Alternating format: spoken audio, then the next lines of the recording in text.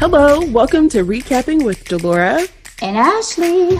Please follow us on Instagram, Facebook, and Twitter at Recapping Podcast. Also, comment, rate, and subscribe on your favorite podcast platform. We're on all the things. We would love to hear your ratings of the movies and shows we review. Email us your audio file to recappingpodcast@gmail.com and we will play it during the show. Or DM us on Instagram and we will post and read it on air.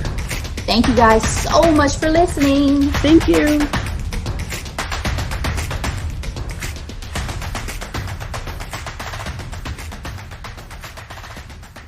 Delora, we are back, girl. How are you?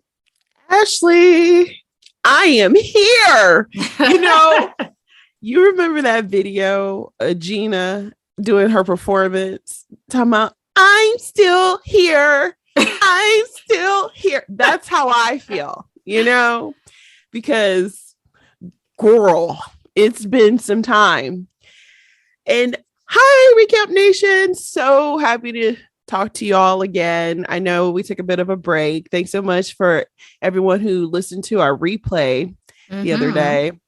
Shout out to Andrew. Andrew was phenomenal. Shout out to my friend. That was such a great conversation. Actually. It was. Yeah. I enjoyed Andrew. Laura and I were just talking about we need to get on some more people to start talking to us again for our recap. So we'll get on that again in 2022, guys. Don't worry. But yeah, I'm glad to see you. I'm glad to be back on the mic. It's funny because it hasn't been that long, but in the world of like pop culture news, it feels like it's been a while when I was looking up hot topics and headlines. So like we what's have some still things relevant, to right? Exactly. I mean, you know, some life, some death, some awards again, just like we had last time pretty much. But you know, we still got some things to talk about, but I guess we can go ahead and get into it. I made it back safely from California, guys. Loved it. Yay! Wait. Let's talk a little bit about that.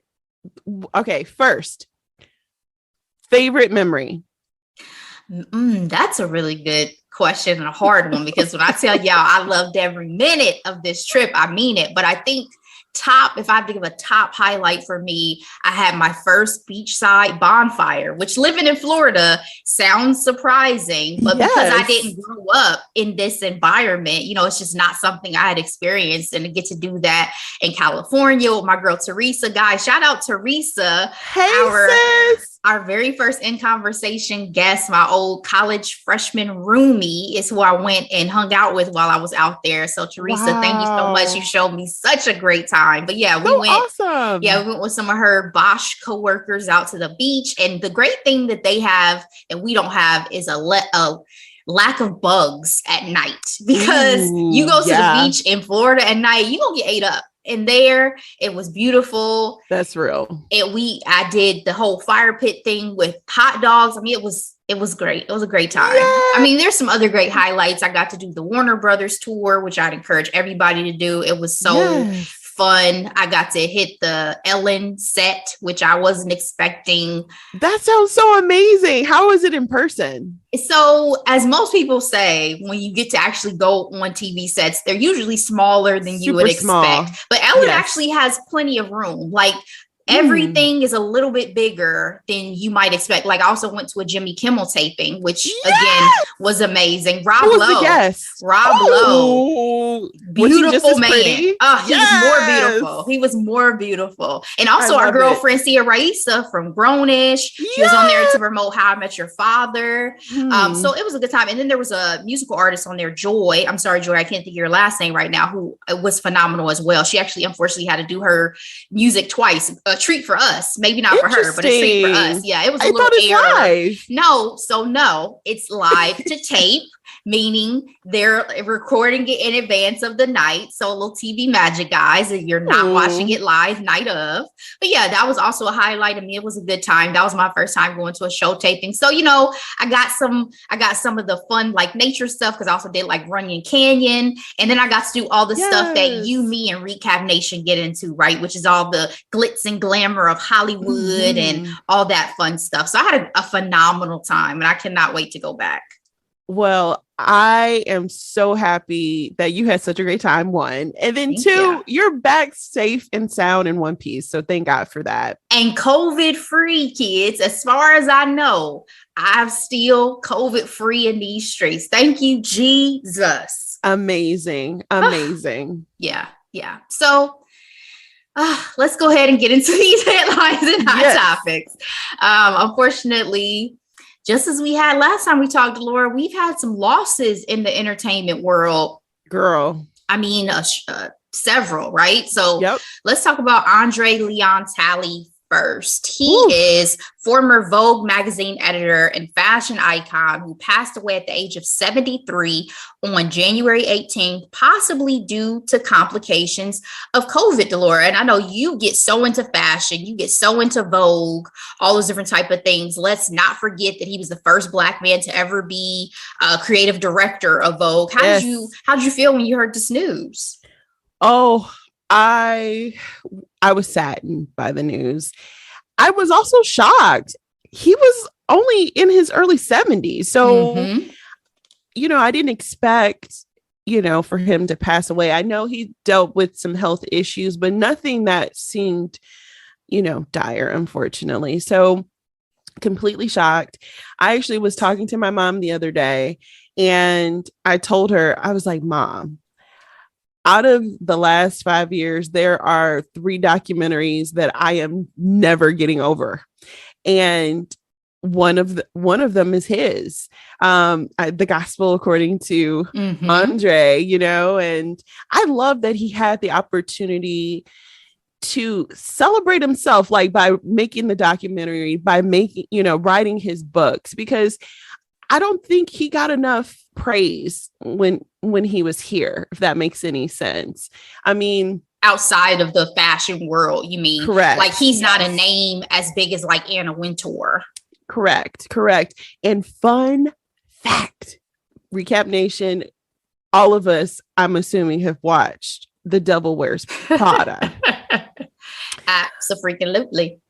Did you know that Stanley Tucci's character was based off of him? Oh, I would 100,000% have figured that, right? If Meryl Streep is supposed to be Anna, yes, of course. But what's interesting, and I'm going to add this to my hidden gems because I'm just remembering this now.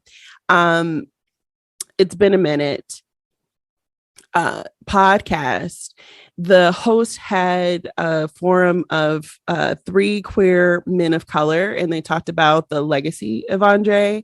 It was a fascinating conversation. And one of the things that was brought up was that fact. And they thought it was interesting that Hollywood decided not to cast a Black queer man for that role when it obviously was him who filled that role. So I thought that was fascinating.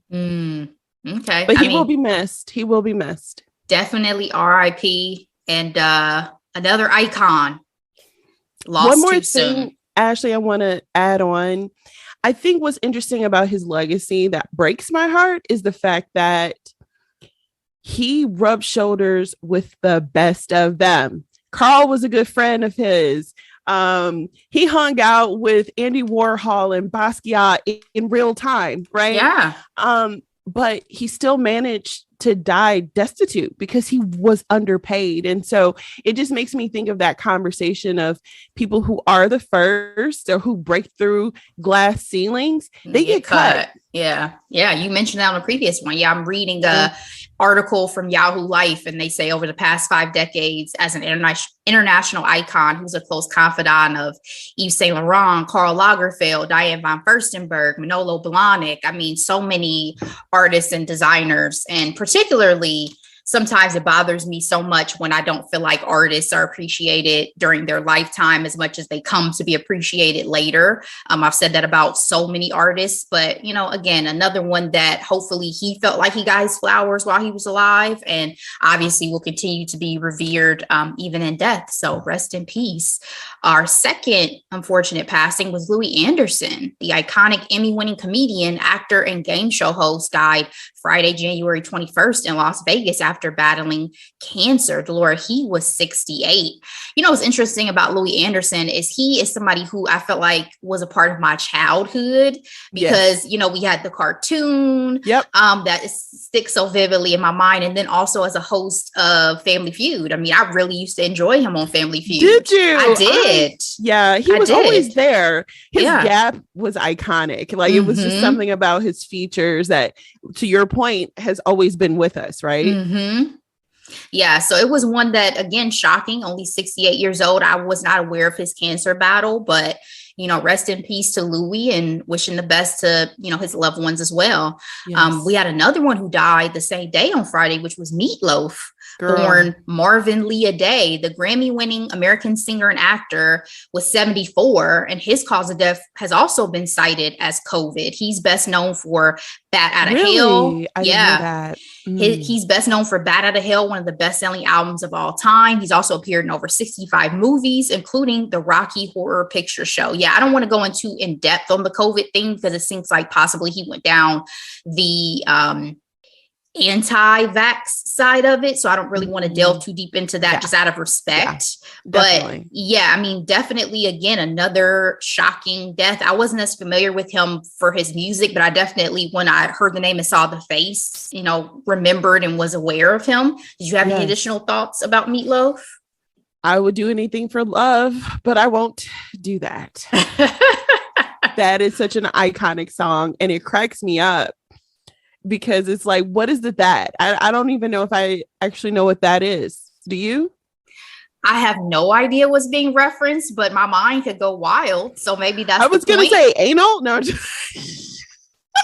Whoa. I wish that we would release video because if y'all could have seen my eyes bulge. Delora hits that out or not with these moments that I'm just so not ready for. I'm not ready. Okay. Our final. No? Keep it in. Why not? Keep humor alive. Make people laugh. Keep the shock and awe of it all. We need it, especially in this section. This is a heavier section. So why not? R.I.P. to Meatloaf. And then our final, most probably shocking, Ian Alexander Jr., the only child of actress Regina King, unfortunately died by suicide over the weekend. He had just celebrated his 26th birthday, Delora. We haven't really gotten too much from Regina, understandably. I'm sure she's inconsolable at this time. I saw an interview that Vivica did in tears, just kind of talking about the fact she had a chance to go over and that Regina has seen, you know, support and love and all that, and she appreciates it. But I read some notes and interviews while I was prepping for this where she just said, regardless of her accomplishments, her career, her son was her greatest accomplishment and brought her the most joy. Always said that. She always said that. And that you don't fully understand unconditional love until you have a child. I mean, I can only imagine. They've said that the greatest grief and loss that most people will ever experience is the loss of a child. So, you know, thoughts and prayers definitely with Regina. But Delora, did you have anything additionally for this? Tragic. I hate things like this. It just breaks my heart. And I'm not even going to pretend to know how she's doing. I prayers and love to the King family, because I don't know how you can get, I don't even know what to say. I don't know what to say. But what I will say is this, to your point, it reminds me of that Marvel conversation of, you know, kids who lose their parents are orphaned, you know, spouses who lose their loved one, you know, they're widows or widowers, but there's no title for a parent who loses a child. And I have nothing but love and prayers, good vibes heading her way, because it's just devastating. Absolutely. On a lighter note, I feel like almost This Is Us, like life and death. So we got to move on to some life. And that is Priyanka and Nick. Priyanka Chopra and Nick Jonas, who tied the knot in late 2018, welcomed a baby girl via surrogate on January 15th. Delora, this is a long time coming, girl. I feel like anytime either one of them ever does an interview, they get asked about when y'all gonna have some babies. Because as we know, not only does the eldest have 2 kids, but then you have Joe, who had a kid with his wife in 2020. So, you know, it was bound to be a question. But were you excited by this news? I think it's some societal pressure too, because he did marry a quote unquote older woman, right? So it's like, well, you know, everybody seems to always feel like they have a right to discuss what's going on with the woman's uterus, no matter who that woman is. That's very true. Very true. I was shocked, completely shocked. And of course, happy for them. So the reason why I was shocked, all the hoopla that went on several months earlier with speculations of whether or not they're going to stay together because she dropped the Jonas on her social media handles, right? And then, you know, they don't spend a lot of time with each other. She has a very, very busy career and he does too. And so the idea of them breaking up for most people seemed more imminent than actually welcoming a child. But you know, bringing life into this world or ushering a life in this life is a true blessing. And I'm super happy for them. And I'm sure all the little girls who are now grown as women with kids themselves are going to be drooling over Nick being a father. So I'm a little bit too old for the Jonas Brothers, you know, fever. But yeah, I never had it. But it's strong out here in these streets. It's strong.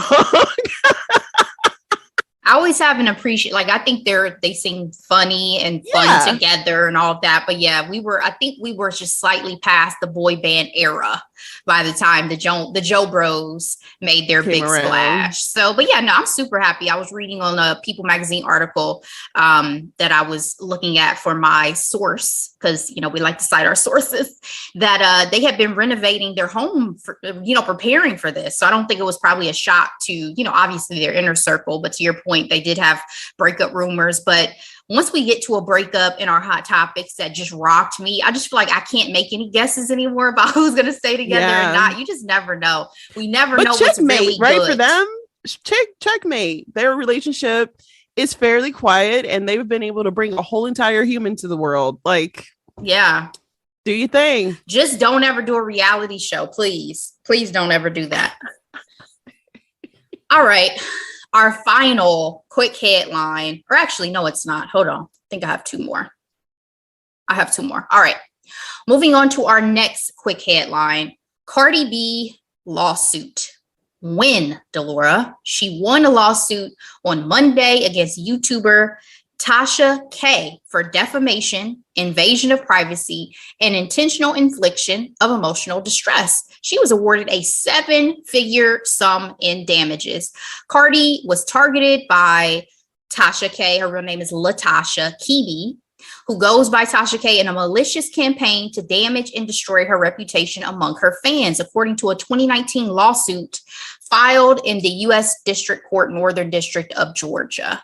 The jury awarded Cardi $1.5 million in punitive damages, $1 million for general damages such as pain and suffering or reputational injury, and $1,338,753.47. So specific in litigation expenses. She was also awarded $250,000 in medical expenses. Both parties agreed to reduce to $25,000. I'm citing this from CNN, so CNN got in depth.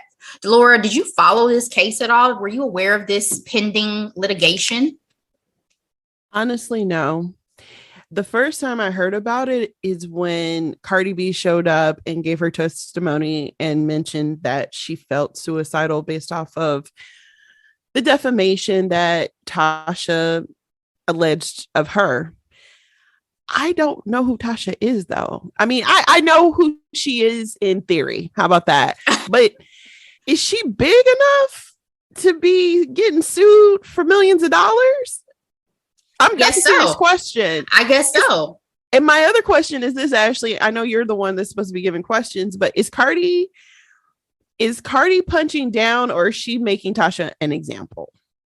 That's a great question. I wasn't familiar with Tasha either. And honestly, before today, when I saw a video she posted after this lawsuit, on the Shade Room. That was really my first time ever even hearing her speak, I feel like seeing her face. So I wouldn't say it's necessarily punching down, because there's a possibility that however long this has been going on, if it was since 2019, it was at a time where, Cardi's still been pretty successful for the last few years, but, yes. Maybe at the time it started, Cardi still felt like she was building her image and her brand. So I wouldn't say so. But at the same time, if she felt like this woman was doing something that was truly harming her reputation, because let's not forget, Cardi started from social and from reality TV and from all these things. So she knows the power of those mediums. And so you can't discount if somebody starts getting popularity off of, talking shit about you, frankly, and putting out supposedly, allegedly misinformation that could do damage. So, if you felt, obviously the jury felt, Cardi was in the right and Tasha was in the wrong. So, but I do think that it's always interesting. Like, even I'll give the example of the two podcasters who have been out here in these streets lately for their comments about Black women. I do feel like it's interesting, though, that even though people are wrong, you help them to catapult into a larger audience just by them being in the conversation with these bigger names, right? Yeah. Like the fact that even if y'all are wrong, y'all may make a little bit of extra money. I don't know if that's going to work out in Tasha's case, but that's always something that I think about. It's like, am I helping put you on by even going down this road? Yeah. So 2 last things about this whole situation. God don't like ugly. So what I do know about Tasha is sometimes she be coming out of the woodworks with some serious information, aka tea. I think she's the one that broke the news of that one relationship. That relationship expert cheating on his wife, who ended up being on social media in her bonnet. Derek, whatever the face. Yeah. And the other part about this that I would love to see it is Cardi talking to Meghan Markle. She's put that on Twitter the other day. She's like, I need to talk to Meghan Markle. And I'm like, yes. I love to see this conversation. Cardi B said that? She did, because this is what Meghan Markle has gone through on a larger level with the entire British press. So, yeah. Interesting. Well, again, it seems like she's still trying to, say her piece. But again, the jury has spoken, and it is what it is. All right. Our last and final. We're still kind of dealing with not criminal law, but just with law in general, because we have to speak back to, we talked about the Jamie Lynn interview in our last Hot Topics and Headlines show. And I guess Britney watched that interview as well, girl, because her lawyer, Matthew Rosengart, sent a legal cease and desist to Jamie Lynn last Tuesday regarding her new memoir, Things I Should Have Said. In the letter, he calls the book ill-timed and that it makes misleading or outrageous claims about Britney. Although Jamie Lynn has recently said the book is not about her sister, Britney's lawyer wrote, "She takes you at your word, and we therefore demand that you cease and desist from referencing Britney derogatorily during your promotional campaign. If you fail to do so or defame her, Britney will be forced to consider and take all appropriate legal action," referencing yet again from CNN. Delora, do you think irreparable harm has been done to this sibling relationship? Oh, that's a great question. I think it's nasty. I don't know if Britney's ever going to let up, though. I mean, to be in prison for 10 years and being forced to make money and have your family live off of you, that's a level of trauma I thank God I will not know. You know what I mean? Like, if I am so mentally incapacitated, how am I making millions of dollars in this Vegas residency? Houseway? How? Is it? I don't know. But what I will say is this. Jamie Lynn was on a podcast. People get caught up on podcasts, Ashley. It's long form, and we just let y'all go. And she was talking about Britney and freaking Justin Timberlake's breakup. And so I think that was probably the final straw, because it's like, now you're talking about things you have no idea what you're talking about. remember, Jamie Lynn is 10 years younger than Britney. Mm-hmm. So she was literally a kid when Britney and Justin were walking around in denim and denim. So I think it's bad. I think it's bad, but I have warmed slightly to Jamie Lynn compared to our last conversation about her, in the sense of she is 10 years younger. If Britney was manipulated by, their father as well as their mother, who she didn't have any hope. Yeah, that's what I'm saying. That's what I didn't want to discount. Like I mentioned in our last conversation, is that she also went through things, and she also is her own person and had her own experiences. Unfortunately, in the public eye, obviously people are more concerned with Britney, and she has the fan base behind her. But it's made me sad when I saw this. Even the Instagram post Britney did talking about she should have smacked both Jamie Lynn and her mother in their faces. I was like, yeah, this interview that she eventually does is going to be insane. My question to you, Ashley, is she going to have an interview, or is she going to write the book first? I think she's going to do an interview. I really do. I really do. I think she's going to end up doing an interview. I really do. And I think it's probably going to be with Oprah, because I just don't know where else you go. I mean, honestly, you either have Oprah, Gail, Robin Roberts, and Diane Sawyer. Those are like, and she's not going to do Diane because she messed that bag up. Mm-hmm. So, and I don't think Barbara Walters will come out of retirement. I think Barbara's on her couch. I was about to say somebody's couch, on her couch, living her best life. I think she's chilling. But no, I definitely think it's probably going to be an Oprah interview, because I think Oprah not only is the best person to talk to, but I think she's going to take care of Britney in a way that nobody else besides probably a Gail would. So yeah, I mean, it's going to be vicious. And I don't know if it's irreparable, maybe down the line, but it's not looking good. So let's move on to our hot topics.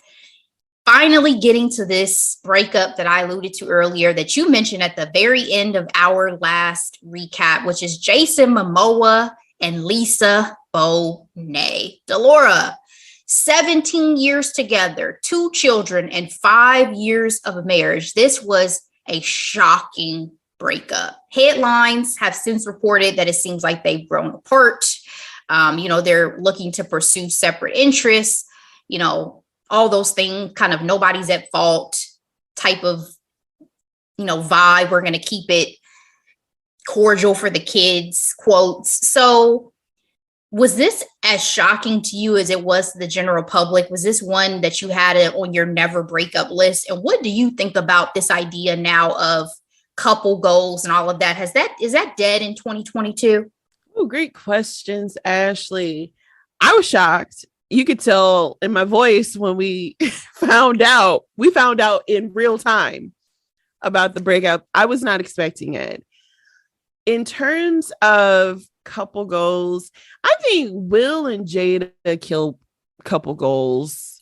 So it died with entanglements in 2021. It sure did. I thought that was 2020. Was it 2020? Was it 2020? It was 2020. Ooh, yeah. That just shows you how the years have gone. All right. In 2020. Yeah. And so, after that, it's kind of like, yeah, you got to create your own life, literally. Right. I think we are so conditioned to live the quote unquote American dream, or just the dreams of people who've come before you, without actually thinking for yourself.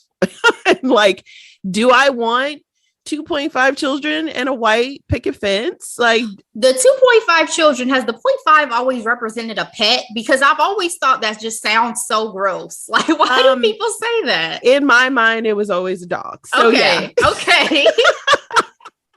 It's always like, are we cutting one of the kids in half, or is this 0.5? But it was heartbreaking because she was his dream girl. Yeah. She was on a poster on his wall, and he got her, and he adored her. And I mean, obviously we never saw any of the negative aspect of their relationship, but I think it's worth mentioning that their power dynamics could have changed their relationship. When they got together, she was it.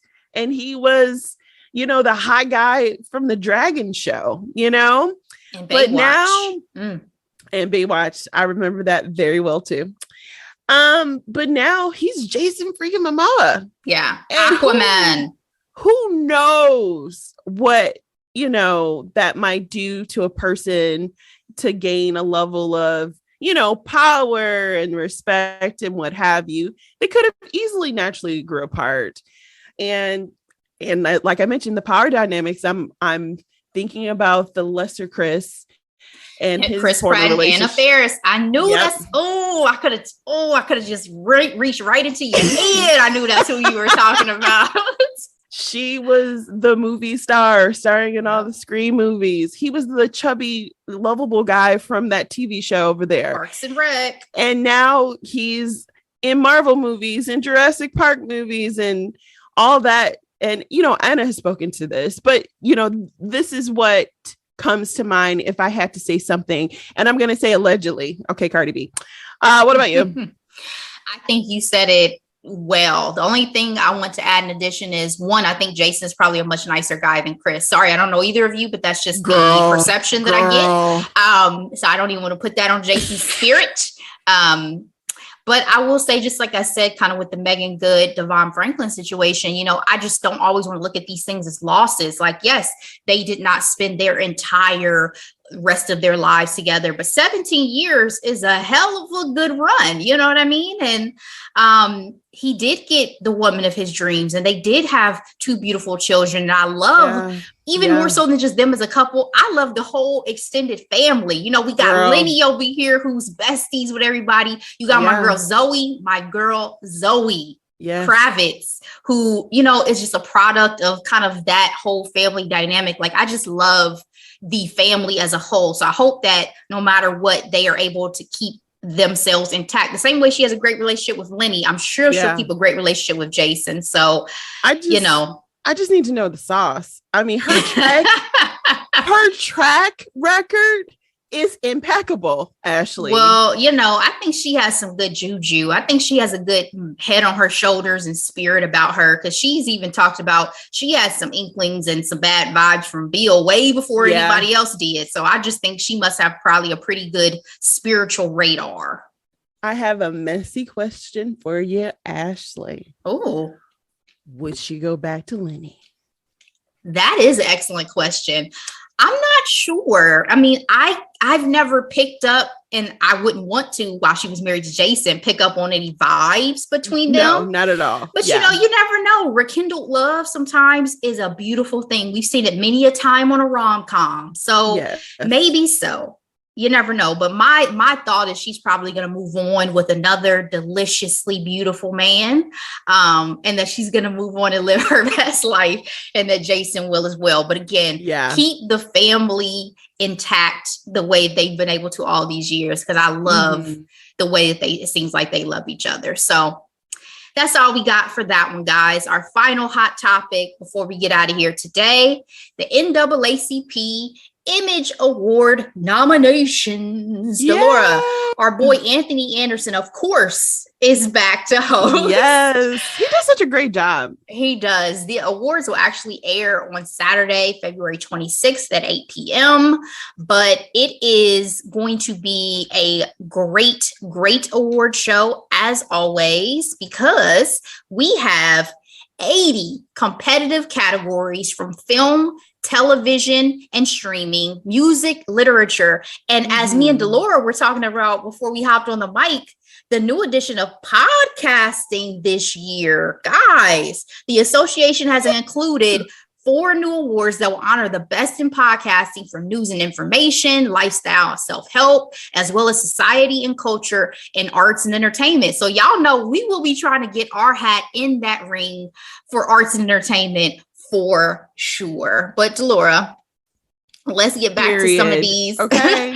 Let's get back to some of these nominees themselves. Netflix leads across motion picture and television and streaming categories. Insecure received the most nominations in television and streaming categories. Her received the most.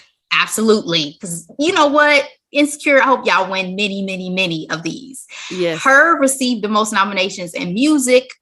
RCA Records received the most nominations across record labels. Amistad leads nominations across literary categories. Let's get to some of the biggest awards, which based on the list I'm looking at on Forbes. Let's start with Entertainer of the Year, Delora. We have Jennifer Hudson, Lil Nas X, Meg Thee Stallion, Regina King, and Tiffany Haddish. Any predictions on Entertainer of the Year? Lil Nas X. He had a huge year. And don't get me wrong, Jennifer played freaking Aretha Franklin. She was handpicked.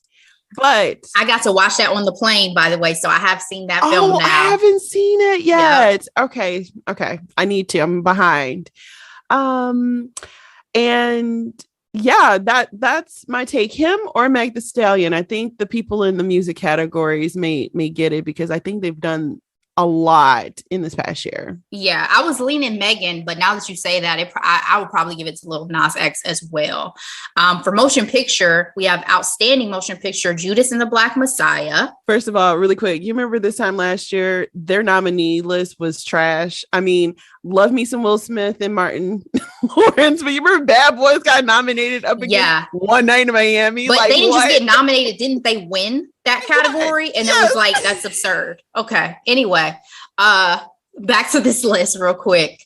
We have Judas and the Black Messiah, King Richard, Respect, The Harder They Fall, and The United States versus Billie Holiday. Any predictions for outstanding motion picture?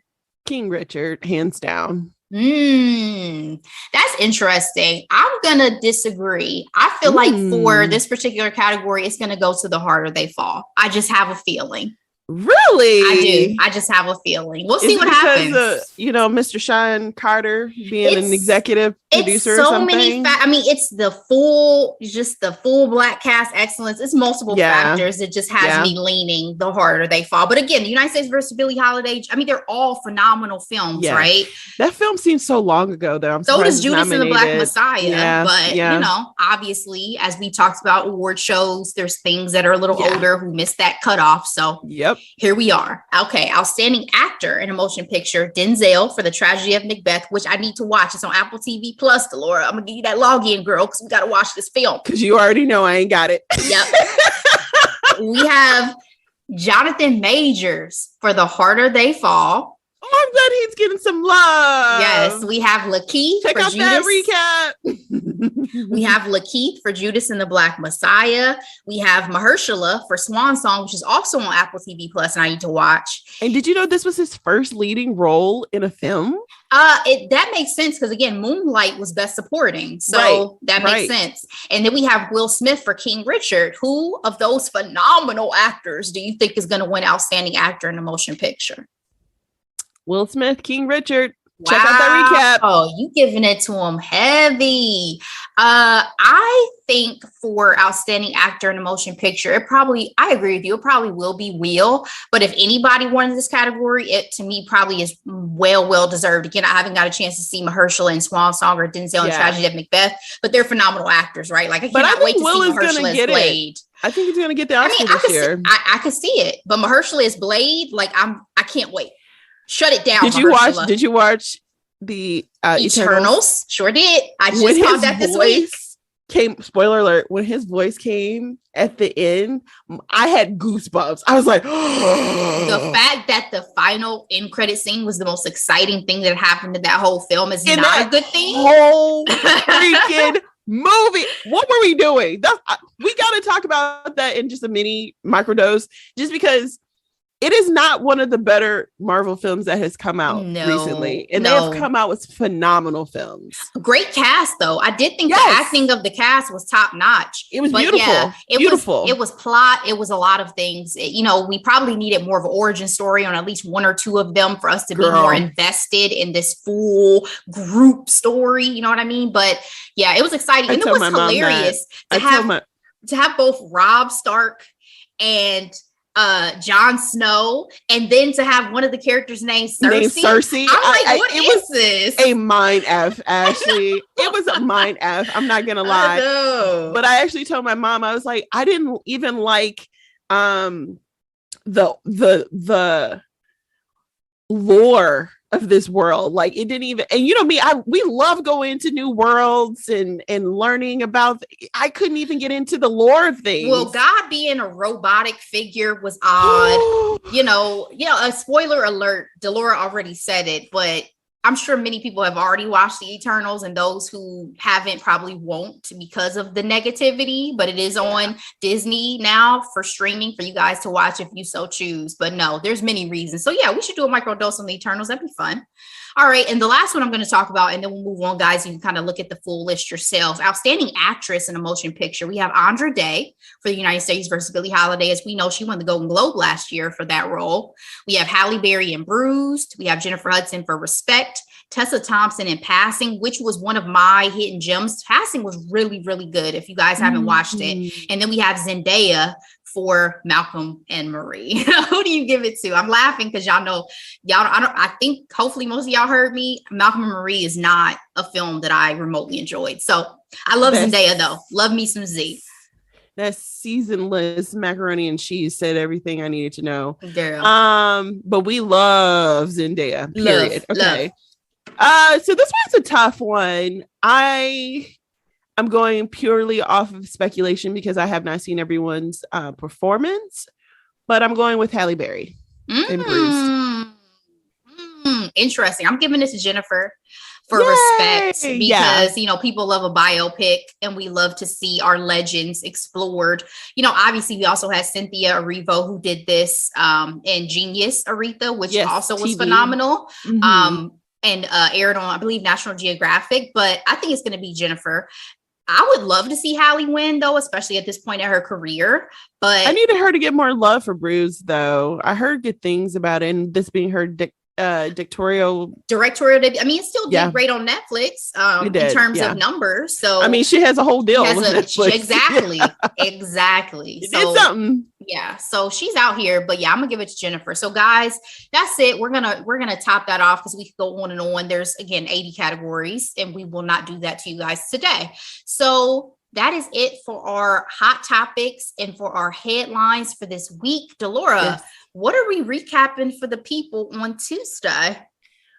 All right, Ashley, can you believe we're already in February? Like WTF with time, right? But it's Black History Month. Our time has come. Here we go. We're gonna go for the lighter fare of things. Okay, we're recapping 2012's Think Like a Man, a fun ensemble movie based off of a book from a Black man, Steve Harvey. So it's Blackness through and through.